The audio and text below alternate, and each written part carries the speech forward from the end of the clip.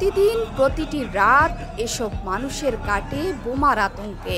Israeli বোমার আঘাতে এসব মানুষের অনেকেই হারিয়েছেন প্রিয় স্বজনদের, নিজেদেরও হয়তো যে কোনো সময় হারাতে হবে প্রাণ। এইসব নিপীড়িত ফিলিস্তিন লেবাননের বাসিন্দাদের জন্য মঙ্গলবার ছিল আনন্দের রাত। তাদের বিরুদ্ধে হওয়া অন্যায়ের প্রতিশোধ নিতেই ইরান অন্তত ১৮০টি হাইপারসনিক মিসাইল দিয়ে ইসরায়েলের অন্তত ৩টি বিমান ঘাঁটি ধ্বংস করে দিয়েছে।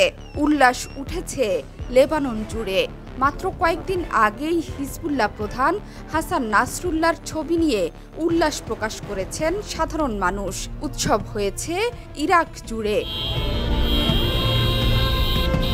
ইরান থেকে সরাসরি এসব মিসাইল জর্ডানের আকাশ হয়ে জেরুজালেমের ওপর দিয়ে উড়ে আঘাত হানে তেল আবিবে। অনেকে জেরুজালেম ও আশপাশের অনেক এলাকার নির্যাতিত মানুষ এসব উড়ন্ত মিসাইল দেখে আনন্দে ফেটে পড়েন, যারা নিত্যদিন ইসরায়েলের হাতে বিনা অপরাধে চোখের সামনে হারান বাবা মা, স্ত্রী, সন্তান কিংবা ভাই বোনকে। তাদের কাছে এর থেকে বড় আনন্দের উপলক্ষ আর কি হতে পারে। তাই তো বাঁধ ভাঙা উল্লাসে মেতে উঠেছেন গোটা অঞ্চলের নির্যাতিত মুসলিমরা। ইসরায়েলে ইরানের ক্ষেপণাস্ত্র হামলার পর তেহরানের রাস্তায় উদযাপন করতে দেখা গেছে বহু মানুষকে। ইরান এবং হিজবুল্লাহর পতাকা হাতে বহু মানুষ রাস্তায় নেমে আসেন। শুক্রবার লেবাননে ইসরায়েলি বিমান হামলায় নিহত হিজবুল্লাহ নেতার ছবিও ছিল অনেকের হাতে। ব্রিটিশ দূতাবাসের সামনে মূলত এই জমায়েত হয়। এর আগে এপ্রিলে ইসরায়েলে ইরানের হামলার পরও এই একই স্থানে জমায়েত লক্ষ্য করা যায়।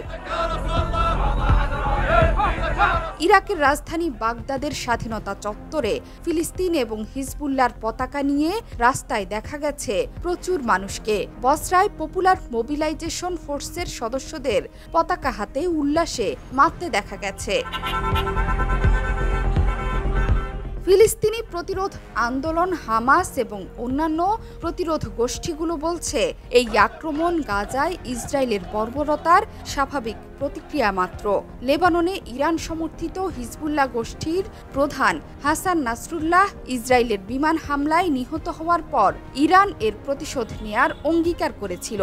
শনিবারই ইরানের সর্বোচ্চ নেতা অঙ্গীকার করেছিলেন যে তাদের মিত্র হিজবুল্লাহ নেতা হাসান নাসরুল্লাহকে হত্যার প্রতিশোধ নেওয়া হবে। নাসরুল্লাহ হত্যার পরপরই ইসরায়েল লেবাননে সীমিত আকারে স্থল অভিযান শুরু করার পর ইরান থেকে ইসরায়েলে এই ক্ষেপণাস্ত্র হামলা হলো।